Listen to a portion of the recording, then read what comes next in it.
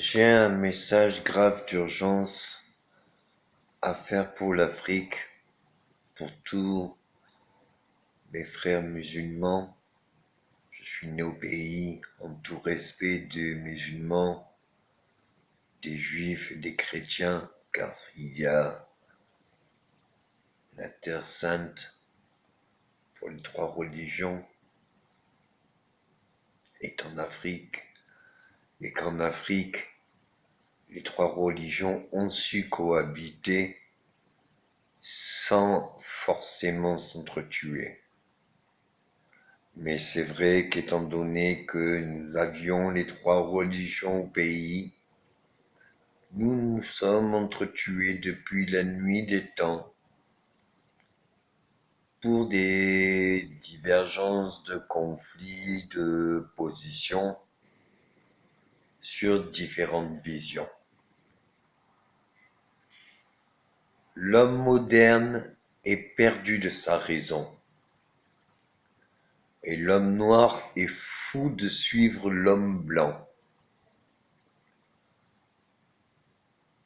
Avant en Afrique, on vivait au village.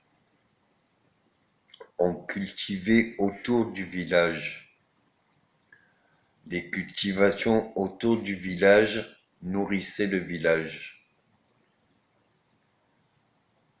Avec le village nourri, on instruisait le savoir-faire aux jeunes par la parole.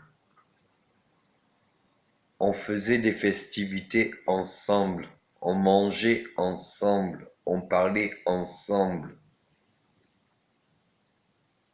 On était tout le temps ensemble.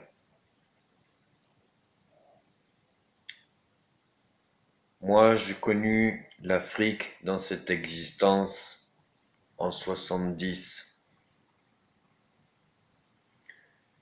Dans les écoles coraniques, même un blanc, il n'y avait pas de différence entre un blanc ou un noir. Un enfant était un enfant, c'était sacré. J'ai beaucoup appris à l'école coranique.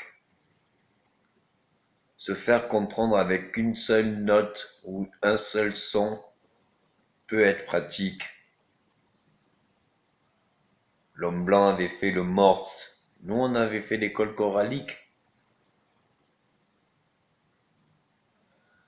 Les plus belles philosophies et philosophes, je les ai pas trouvées en Occident.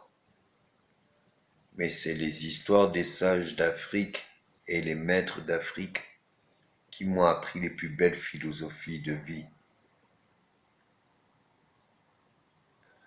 Si l'homme noir reconquérit les villages avec la tradition, il pourra se nourrir et il pourra envoyer les jeunes chercher tout ce qu'il a besoin en ville pour le ramener au village. Et il pourra agrandir toujours le village. Or la ville, même si elle est grande, plus elle est grande, plus elle est cruelle. Et tout le monde se perd dans les villes.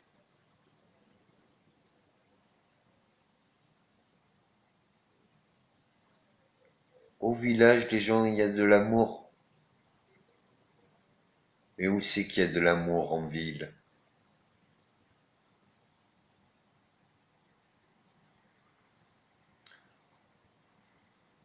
Un homme peut faire des légumes. Des légumes peuvent nourrir des animaux. Des animaux peuvent nourrir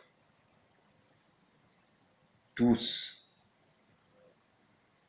Et les légumes tous. Et tout ça peut nourrir les poissons. On peut engendrer plus de vie que ce que nous pouvons en vivre pendant toute une année.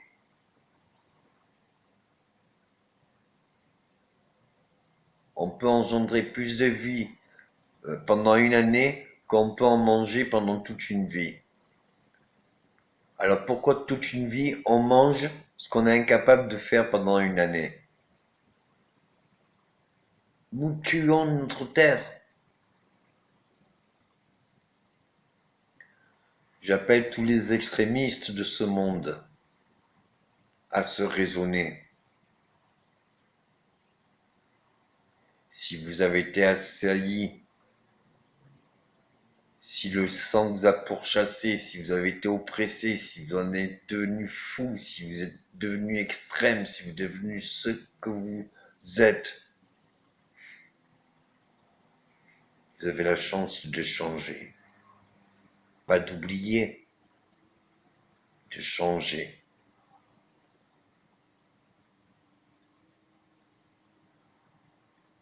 Si personne dépose les armes, il y aura toujours une raison nouvelle de s'entretuer et de continuer. On a passé 50 ans à oublier la colonisation. Pourtant, il y a eu des bâtiments, il y a eu des cultures, il y a eu des choses qui étaient faites de bien et qui ont apporté à l'Afrique. Mais l'Afrique n'a jamais pardonné. Alors combien faudra-t-il d'années pour pardonner la démocratie? Il faut que maintenant nous nous reprenons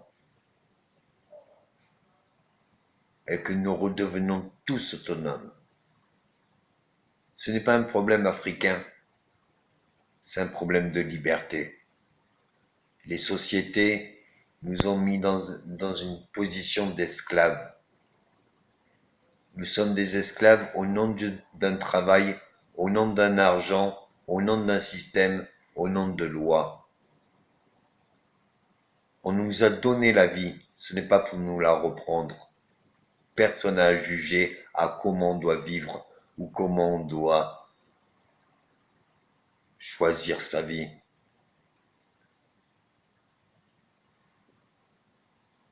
Comment on peut faire des lois, les obliger à autrui, quand même les lois ne sont pas applicables pour ceux qui les font.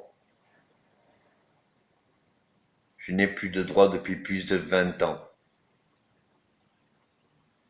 Je n'ai pas été payé de tout ce que j'ai travaillé. Mais j'ai travaillé de partout dans le monde et j'ai donné à tout le monde. Et tout le monde qui a quelque chose qui lui fait plaisir, une technologie ou quoi que ce soit, c'est grâce à moi. Et tous les enfants que j'ai, je ne peux pas les voir. Et on tue mes enfants. Si vous l'acceptez pour moi, c'est une partie de toute l'humanité qui meurt. Parce que c'est dans votre cœur que vous acceptez que le jour où vous le vivrez, vous saurez que personne ne viendra pour vous. Parce que vous n'avez rien fait. Qu'est-ce que j'aurais pu faire d'autre? J'ai tout fait. Il n'y a plus rien à faire. Moi, c'est fait. J'ai pu me libérer. Maintenant, à vous de vous libérer.